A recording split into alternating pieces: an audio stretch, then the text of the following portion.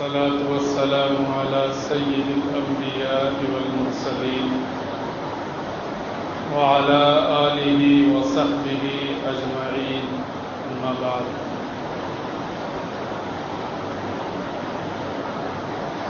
قال رسول الله صلى الله عليه وسلم لكل قوم عيد وهذا عيدنا أو كما قال عليه الصلاة والسلام سبحانك لا علم لنا إلا ما علمتنا. گرامی قدر معزز سامعین کرام، نوجوان ساتھی، ہم سب کے لیے انتہائی خوشی اور مسرت کا مقام ہے کہ اللہ رب العزت نے ایک مرتبہ اور ہم سب کو عید الفطر کی شکل میں خوشی اور مسرت کے اظہار کا موقع عنایت فرمایا. عید الفطر کا ایک تصور وہ ہے جو ہمارے اور آپ کے ذہنوں میں ہے، یعنی خوشی منانا، اچھے لباس پہننا، گھر میں اچھا کھانا بنانا کھلانا اور سیر و تفریح کرنا، رشتہ داروں کے یہاں دوستوں کے یہاں آنا اور جانا. اور عید الفطر کا ایک دوسرا تصور ہے جو شریعت نے ہمیں دیا. عید الفطر کی ایک دوسری حقیقت ہے جو شریعت نے ہمیں عطا فرمائی. ایسے موقع پر ہمیں سماج کے بجائے شریعت کو پیش نظر رکھنا چاہیے، کیونکہ ایک مسلمان کی یہ ذمہ داری ہے کہ وہ سماج میں رہتے ہوئے شریعت کے مطابق زندگی گزارے. سماج سے کٹنا اور ہٹنا بھی نہیں ہے، اور شریعت اور مذہب کو الگ رکھنا بھی درست نہیں. وہ عید الفطر کا شرعی تصور کیا ہے وہ ہمیں سمجھنا ہے. اللہ کے رسول صلی اللہ علیہ وسلم نے ارشاد فرمایا کہ روزے دار کو دو خوشیاں نصیب ہوتی ہیں. ایک خوشی افطار کے وقت جو ہر آدمی محسوس کرتا ہے جو روزہ رکھتا ہے، اور بدقسمتی سے جو روزہ نہیں رکھتا ہے اسے اس خوشی کا احساس نہیں ہو سکتا ہے. جس کا پیٹ بھرا ہوا ہو، دن بھر کھایا پیا ہوا ہو، اس کے سامنے اچھی سی اچھی غذا بھی رکھ دی جائے تو اس کو کوئی خوشی نہیں ہوگی، کیونکہ پیٹ بھرا ہوا ہے. اور جو دن بھر کا بھوکھا ہو، بھوک لگنے کے باوجود کھایا نہ، پیاس لگنے کے باوجود پانی نہ پیا، اس کے سامنے جب کھانے پینے کی چیزیں رکھ دی جائیں اور اسے معلوم ہو کہ کچھ دیر میں ہمیں یہ چیزیں استعمال کرنی ہے تو اسے بہت خوشی ہوتی ہے. ہر روزے دار اس کا احساس کرتا ہے. آپ آج بھی مغرب کے وقت بالکل اسی طرح رمضان کی طرح دسترخوان بچھائیں اور طرح طرح کی ماکولات اور مشروبات رکھیں، آپ کو وہ خوشی نہیں ہوگی، کیونکہ دن بھر کھایا پیا ہوا. لیکن روزے کے دنوں میں افطار کے وقت ایک الگ ہی خوشی محسوس ہوتی ہے. یہ اللہ کی طرف سے ایک نعمت ہے. اور دوسری خوشی اس وقت ہوگی جب روزے دار کی ملاقات اپنے رب سے ہوگی. روزے دار کے حق میں روزہ یہ کہے گا کہ اے اللہ، میں نے اسے بھوکا اور پیاسا رکھا، میری وجہ سے یہ کھایا اور پیا نہیں، میں اس کے حق میں یہ سفارش کرتا ہوں کہ آپ اسے جنت میں داخل کر دیں۔ قرآن کہے گا اے اللہ دن میں تو یہ روزے سے تھا اور رات میں میری وجہ سے یہ تراویح میں کھڑا ہو کر قرآن سنتا رہا، میری وجہ سے یہ تھکا، میری وجہ سے اس نے نیند قربان کی، اے اللہ میں آپ سے اس کے حق میں سفارش کرتا ہوں کہ آپ اسے جنت میں داخل کر دیں۔ دیکھیے دنیا کے اندر عدالتوں کا نظام یہ ہے کہ یہاں مقدمات کے لیے گواہوں کی شہادت کی ضرورت پڑتی ہے، اور جس کیس اور مقدمے میں گواہ جتنا زیادہ مضبوط ہو، اس کے بیانات جتنے زیادہ مضبوط ہوتے ہیں، فیصلہ بہت جلدی اس کے حق میں آ جاتا ہے۔ کل قیامت کے دن جہاں نفسی نفسی کا عالم ہوگا، اس کی حقیقت اور اس کا تصور یہاں نہیں کیا جا سکتا ہے۔ قرآن کریم نے کہا ہے کہ وہ ایسے حالات ہوں گے کہ حاملہ عورت کا حمل باہر آ جائے گا۔ اب یہاں رشتوں کی کتنی قدر و قیمت ہے، باپ بیٹے کو پہچانتا ہے، شوہر بیوی کو پہچانتا ہے، ہر رشتہ دار دوسرے رشتہ دار کو پہچانتا ہے، لیکن قرآن کہتا ہے کہ کل قیامت کے دن ایک رشتہ دار دوسرے رشتہ دار سے بھاگتا پھرے گا۔ ایسی صورتحال ہوگی۔ ایسی صورتحال میں اگر کسی کے حق میں اس اصل عدالت کے اندر یہ گواہی دے دی جائے کہ یہ جنت کا مستحق ہے، ظاہر ہے اس کی خوشی کا کیا ٹھکانہ ہوگا۔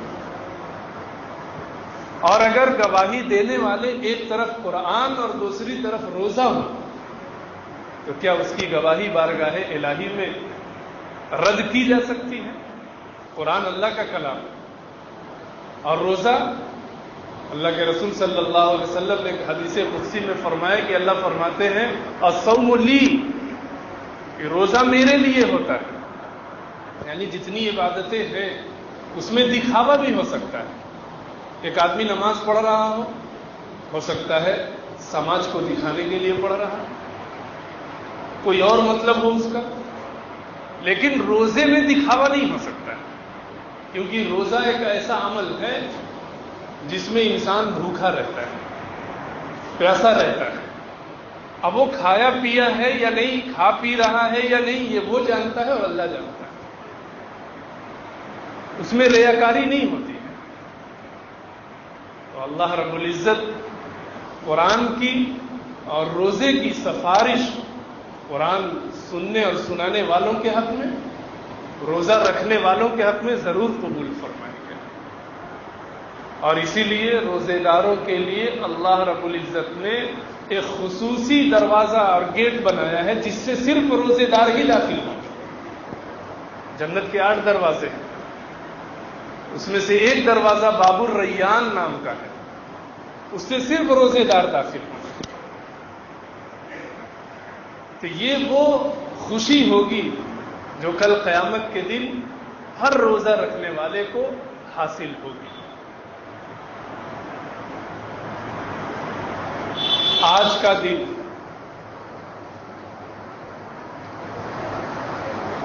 وہ دن ہے جس میں شریعت نے کھانے پینے کو منع کر دیا، یہ کھانے پینے کی اجازت دے دی۔ آج سے پہلے کا دن جو تھا اس میں اس وقت کھانا پینا منع تھا، لیکن آج کھانے پینے کی اجازت دے دی گئی، ایسے ہی جیسے مغرب کے وقت کھانے پینے کی اجازت دی جاتی ہے۔ وہ چھوٹا افطار ہے، یہ بڑا افطار ہے۔ وہ افطار تھوڑی دیر کا ہوتا ہے، پھر صبح کو روزہ شروع ہو جاتا ہے، لیکن آج جو افطار ہوگا اور افطار کی جو خوشیاں حاصل ہوگی وہ 11 مہینے تک رہیں گی۔ یہ بڑا افطار ہے۔ اب ظاہر ہے کہ چھوٹے افطار میں ہر روزے دار کو افطار کے وقت خوشی محسوس ہوتی ہے، تو آج بڑے افطار کے دن ہر مسلمان کو کس قدر خوشی ہونی چاہیے، وہ ہر روزہ رکھنے والا، تراویح کا اہتمام کرنے والا محسوس کر سکتا ہے۔ اب خلاصہ یہ نکلا کہ شریعت کے اندر عید الفطر کی شکل میں مسرت اور خوشی کا جو موقع عنایت کیا گیا ہے، یہ اس لیے کہ ایک شخص مسلسل ایک ماہ کے روزے رکھتا ہے، مسلسل تراویح کا اہتمام کرتا ہے، ذکر و اذکار کرتا ہے اور دیگر اچھے اور نیکیوں کے کام کرتا ہے، اللہ رب العزت کی طرف سے آج ان لوگوں کو انعام دیا جاتا ہے، ان لوگوں کو مزدوری دی جاتی ہے۔ ظاہر ہے مزدور کو جب مزدوری ملتی ہے، کام کرنے والے کو جب انعام ملتا ہے تو اسے خوشی ہوتی ہے۔ آج کا دن خوشی اس لیے ہے کہ رب العالمین کی طرف سے روزے داروں کو نوازا جائے گا۔ روایتوں کے اندر ہے، اللہ کے رسول صلی اللہ علیہ وسلم نے ارشاد فرمایا کہ جب عید الفطر کا چاند نظر آتا ہے اور صبح کو لوگ عیدگاہ میں یا مسجدوں میں نماز کے لیے حاضر ہوتے ہیں، اللہ تعالیٰ فرشتوں سے کہتے ہیں کہ اے فرشتوں بتاؤ اس آدمی کی مزدوری کیا ہوگی جس نے اپنا پورا کام بہت ہی توجہ کے ساتھ اور میری رضا کے لیے کر دیا۔ فرشتے کہیں گے اے اللہ اسے پورا اجر ملنا چاہیے جس نے اپنا پورا کام کیا، دنیا کا بھی یہی دستور ہے۔ اللہ تعالیٰ فرماتے ہیں کہ میں اپنے جاہ و جلال کی قسم کھاتا ہوں، میں اپنی رفعت اور بلندی کی قسم کھاتا ہوں کہ میں نے ان سب کو معاف کر دیا۔ اللہ کی طرف سے بندوں کو ملنے والا سب سے بڑا انعام اگر کوئی چیز ہے تو وہ مغفرت ہے، اللہ کی طرف سے معافی ہے۔ اللہ اپنے بندوں کو معاف کر دے اور بندے اپنی بخشش کرا لیں، اس سے بڑا دنیا میں اور آخرت میں کوئی انعام نہیں ہو سکتا، کیونکہ ہم اور ہمارے جو اعمال ہیں صرف ایک دن کا اگر جائزہ لیا جائے تو ایسے نہیں ہیں جن کی بنیاد پہ ہم دعویٰ کر سکیں کہ ہم جنتی ہیں۔ اگر ہم میں سے کسی شخص کو یا ہر شخص کو آج اسی وقت اللہ رب العزت اپنے پاس بلا لے اور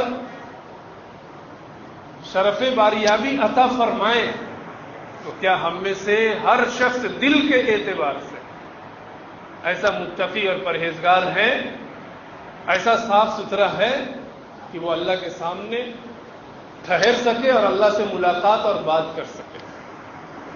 ظاہر ہے ہر انسان گناہوں میں لت پت ہے، ہر انسان کو مغفرت اور بخشش کی ضرورت ہے۔ آج کا دن وہ ہے جس میں اللہ رب العزت ان تمام لوگوں کی بخشش فرماتے ہیں اور اس کا اعلان کرتے ہیں جو ایک مہینے کا مسلسل روزہ رکھے ہوئے ہوں، راتوں کو تراویح میں قرآن سنتے رہے ہوں اور دیگر برائیوں سے اپنے آپ کو روکا رکھا ہوا، آج ان لوگوں کی بخشش ہوتی ہے۔ اللہ کی معافی میں اور اللہ کی مغفرت میں اللہ کا دیدار بھی پوشیدہ ہے، اللہ کی جنت بھی پوشیدہ ہے، اللہ کی رضامندی بھی پوشیدہ ہے، دنیا اور آخرت کی بھلائی اور دنیا اور آخرت کی عافیت بھی پوشیدہ ہے۔ اللہ اگر معاف نہ کرے کوئی انسان اللہ کے سامنے ٹھہر نہیں سکتا ہے، کوئی انسان جنت میں نہیں جا سکتا ہے، اور جنت میں نہیں جائے گا تو اللہ کا دیدار بھی نہیں کر سکتا ہے۔ اللہ تعالیٰ اپنے بندوں سے بے انتہا محبت کرتے ہیں، اور اللہ تعالیٰ نے ایک ایسا نظام بنایا ہے دنیا کا اور شریعت کا کہ اگر اس نظام کو فالو کیا جائے تو ہر آدمی مرنے سے پہلے اپنی معافی تلافی کرا سکتا ہے۔ عید کا ایک بہت بڑا موقع مغفرت کا موقع ہے، بخشش حاصل کرنے کا موقع ہے، اپنے گناہوں کی معافی تلافی کرانے کا موقع ہے۔ اور اسی مغفرت اور بخشش کے حاصل ہونے کے بعد ہر مسلمان کو جو خوشی ہوتی ہے اور ہونی چاہیے، یہی عید کا سب سے بڑا تحفہ ہے۔ اللہ تعالیٰ کے سامنے رو کر، گڑ گڑا کر، معافی مانگ کر اپنے گناہوں کی بخشش کرا لینا چاہیے۔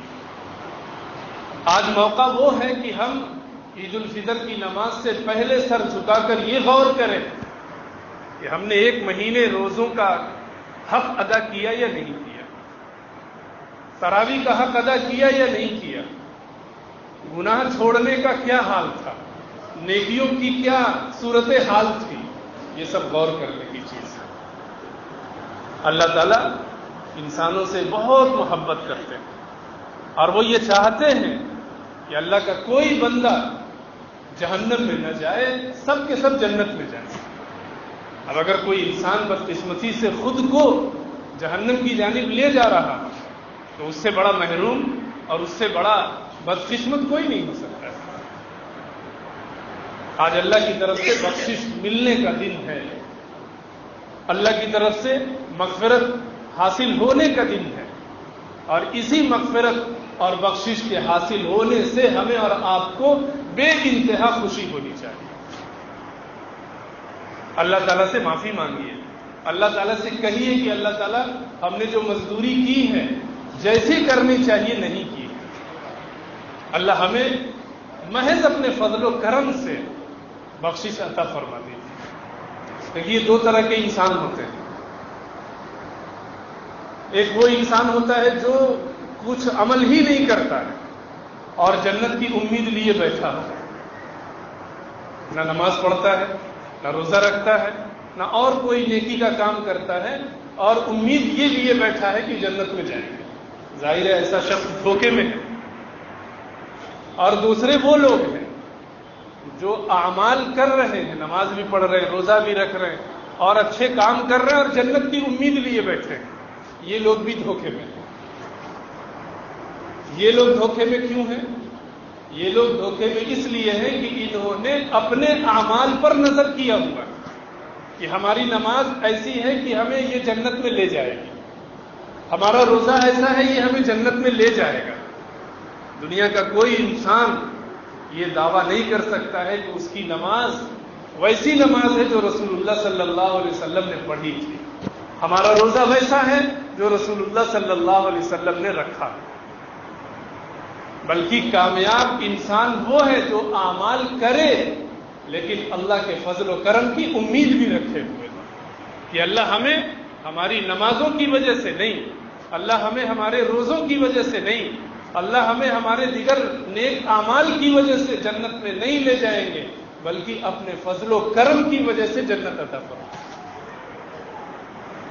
تو آج اللہ کا فضل مانگیے، اللہ سے بخشش کا انعام حاصل کرنے کے لیے اپنی زبان کو حرکت دیجیے۔ اللہ بندوں کو بہت چاہتے ہیں، بہت محبت کرتے ہیں۔ بندہ اگر ایک قدم بڑھاتا ہے اللہ کی طرف تو اللہ اس کی طرف چل کر آتا ہے، بندہ اگر چل کر جاتا ہے تو اللہ دوڑ کر آتا ہے۔ مراد یہ ہے کہ اللہ کا دروازہ رحمت کا، مغفرت کا، فضل کا، کرم کا ہر وقت کھلا رہتا ہے۔ ضرورت اس بات کی ہے کہ ہم اس موقع پر بخشش اور معافی مانگنے کی بھرپور کوشش کریں۔ اللہ اپنے بندوں سے اس لیے محبت نہیں کرتے ہیں کہ بندے بہت اعمال کرتے ہیں، بندے بہت روزہ رکھتے ہیں، عید کے دن بندے پوری مسجد بھر دیتے ہیں۔ اللہ کو ہماری عبادت کی بالکل ضرورت نہیں۔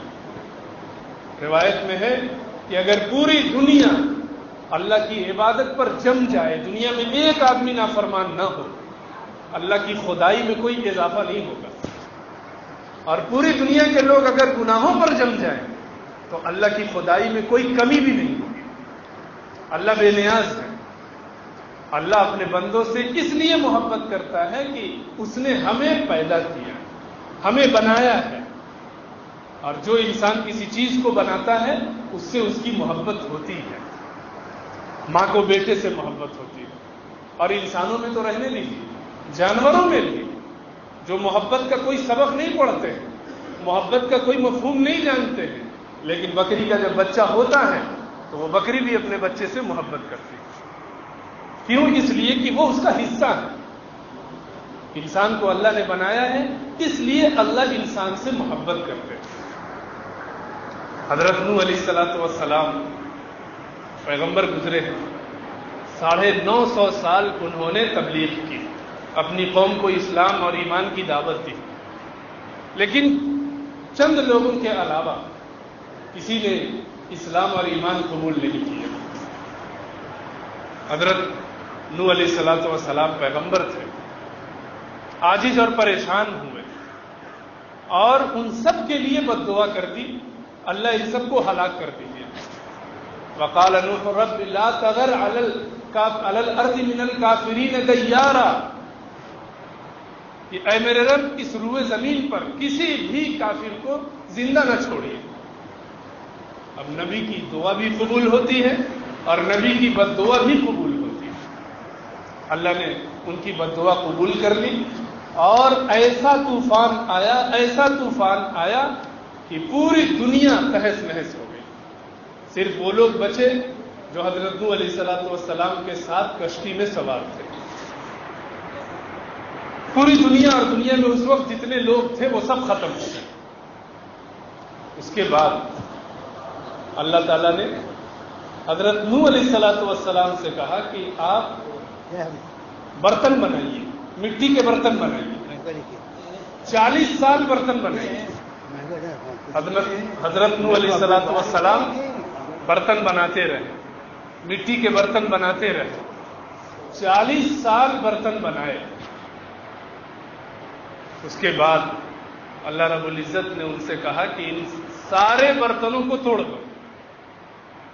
اب حضرت نوح علیہ الصلوۃ والسلام اللہ کے حکم کے آگے جھکے ہوئے ایک ایک برتن توڑتے جا رہے ہیں، ایک ایک برتن توڑتے جا رہے ہیں، اور اندر سے بہت ہی غم ہو رہا ہے کہ اتنی محنت سے یہ برتن بنائے اور اللہ نے توڑنے کا حکم دے دیا۔ اللہ تعالیٰ نے اخیر میں ان سے کہا کہ نوح، دکھ ہو رہا ہے، تکلیف ہو رہی ہے۔ حضرت نوح علیہ السلام نے فرمایا کہ اللہ بہت غم اور تکلیف ہو رہی ہے کہ میں نے اپنے ہاتھوں سے ان برتنوں کو بنایا اور اب میں انہیں اپنے ہاتھوں سے توڑ رہا ہوں۔ اللہ نے فرمایا کہ جب طوفان نوح میں کافرین ہلاک و برباد ہو رہے تھے تو مجھے بھی دکھ ہو رہا تھا، کیونکہ یہ اگرچہ مجھ پر ایمان نہیں لائے تھے لیکن یہ میرے بنائے ہوئے تھے، یہ میرے ہی بندے تھے جو ہلاک و برباد، جو میری وجہ سے جن کو میں ہلاک و برباد کر رہا تھا، تو مجھے بھی دکھ اور تکلیف ہو رہی تھی۔ اللہ ایسا ہے کہ کافرین سے بھی ایسی محبت فرما رہے ہیں، اور ہم تو اللہ کا نام لیوا ہے۔ اگر ہم اللہ سے معافی تلافی مانگے، اللہ تعالیٰ سے اپنے گناہوں کی بخشش کرانے کی فکر کریں، تو یہ چیز اللہ کی نگاہ میں سب سے زیادہ مقبول ہے، سب سے زیادہ بہتر ہے۔ تو آج عید الفطر کی جو خوشی ہے وہ خوشی اسی لیے ہے کہ آج بندگان خدا کو، روزے داروں کو اللہ کی طرف سے بخشش اور مغفرت کا انعام ملنے والا ہے۔ خوشی اس لیے ہے، یہ ہے اسلام کی اپنی عید الفطر کی حقیقت۔ خوشی صرف نئے لباس کی وجہ سے نہیں ہے، خوشی صرف اچھے کھانے کی وجہ سے نہیں ہے، خوشی صرف چہل پہل اور ادھر ادھر گھومنے پھرنے کی وجہ سے نہیں ہے، بلکہ آج کا یہ خاص دن اللہ کی طرف سے معافی اور بخشش کا انعام ملنے کا دن ہے، اس لیے یہ خوشی کا دن ہے۔ اب یہ تصور اور یہ ذہن عام طور سے ہم لوگوں کا نہیں ہوتا ہے۔ ہماری ساری توانائی کپڑوں میں چلی گئی، ساری توانائی گلے ملنے میں چلی گئی، اور ساری توانائی سوئیں کھلانے اور کھانے میں گزر گئی، اور کسی کے ذہن و دماغ میں یہ نہیں آیا کہ ہماری معافی تلافی آج کے دن ہوئی یا نہیں، ہم مسجد سے اللہ کی طرف سے ملنے والا مغفرت کا انعام لے کر لوٹے یا نہیں لوٹے، ہمارا دامن اللہ کی طرف سے ملنے والی مغفرت سے بھرا ہے یا خالی ہے، یہ تصور نہیں ہوتا ہے۔ آج کا دن یہ سوچنے کا دن ہے۔ ہر مزدور جب مزدوری حاصل کرتا ہے تو خوشی کے ساتھ گنتا ہوا دیکھتا ہوا اپنے گھروں کو لوٹتا ہے کہ آج مزدوری میں مالک نے مجھے اتنا پیسہ دیا. وہ اپنے کپڑوں سے بے خبر ہوتا ہے, وہ اپنی چال ڈھال سے بے خبر ہوتا ہے. اسے اگر مطلب ہوتا ہے تو صرف اس سے کہ اس کو مزدوری کتنی ملی اور کتنی ملنی چاہیے تھی. آج عید الفطر کا یہی مقصد ہم سب کو لے کر اٹھنا چاہیے کہ ہماری بخشش ہوئی یا نہیں, ہمیں مغفرت کا پروانہ ملا یا نہیں. اور آج کے دن اگر رب ذوالجلال ہمیں اپنے پاس بلائے تو ہم اللہ سے ملاقات کرنے اور اس کی زیارت کرنے اور جنت میں داخل ہونے کی حالت اور پوزیشن میں ہیں یا نہیں, یہ سوچنے کی چیز. دوسری بات, یہ عید الفطر جو ہر سال اللہ کی طرف سے ہمیں خوشی کے طور پر دیا جاتا ہے, کیا یہ صرف خوشی ہے؟ کیا یہ صرف خوشی ہے؟ اگر آپ عید الفطر کے نظام پر غور کریں کہ 30 دن مسلسل روزے, کھانے پینے پر پابندی, اور اچانک پہلی تاریخ کو 1 منٹ کا روزہ بھی مشروع نہیں کیا گیا. ہونا یہ چاہیے تھا کہ روزانہ اگر 12-13 گھنٹے کا روزہ تھا تو عید الفطر میں 2-4 گھنٹے کا رکھا جاتا, آگے 3 گھنٹے کا, پھر 2 گھنٹے کا, پھر 1 گھنٹے کا, پھر ختم ہوتا. لیکن اچانک سے ختم. کل کے دن اس وقت اگر کوئی کچھ کھا رہا ہوتا تو اللہ کی نگاہ میں مجرم تھا, اور آج کوئی روزہ رکھے گا تو وہ بھی اللہ کی نگاہ میں مجرم ہے. ایسا نظام کیوں ہے؟ کل کھانے پینے پر پابندی تھی اور آج نہ کھانے پر پابندی ہے. آج کھانا ہے, کل نہیں کھانا تھا. یہ نظام اور یہ سسٹم مسلمانوں کو اس بات کی دعوت دیتا ہے کہ مسلمان ماننے کا مزاج پیدا کریں, اطاعت و فرمانبرداری کا مزاج پیدا کریں.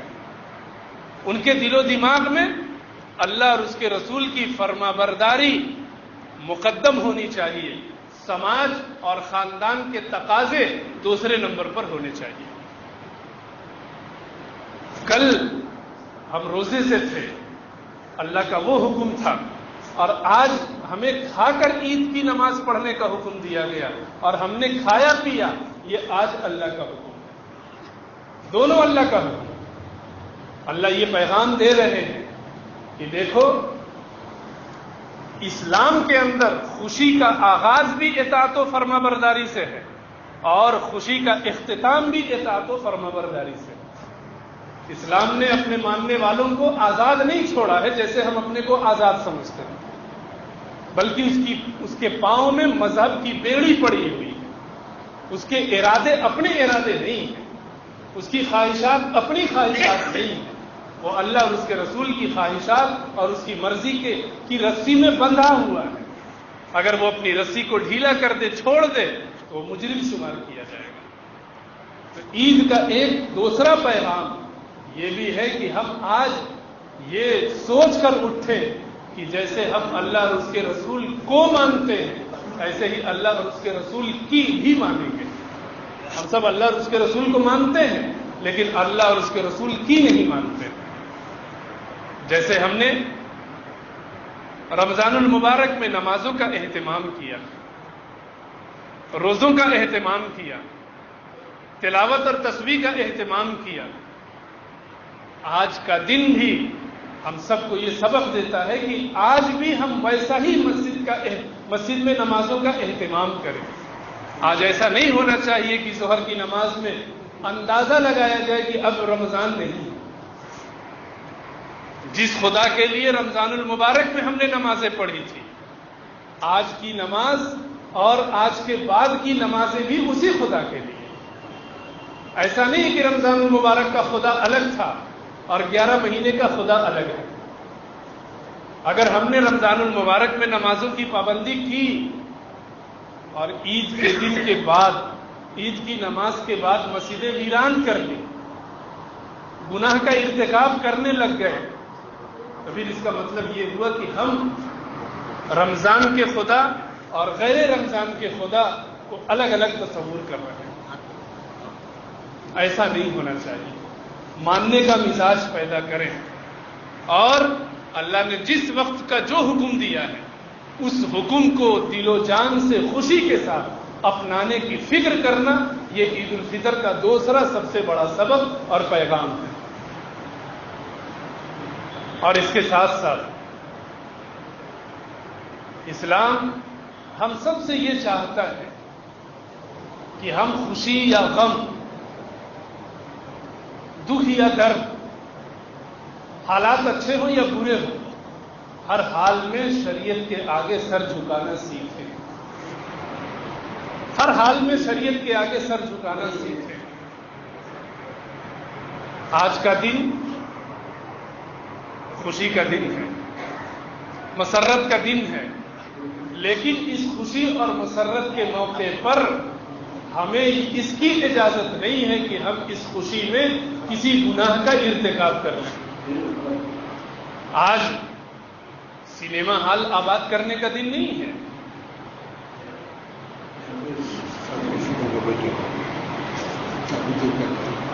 اب تمام حضرات سے گزارش ہے کہ ذرا سفید درست کر لیں، کھڑے ہو جائیں تاکہ پیچھے سے آنے والوں کو جگہ مل سکے۔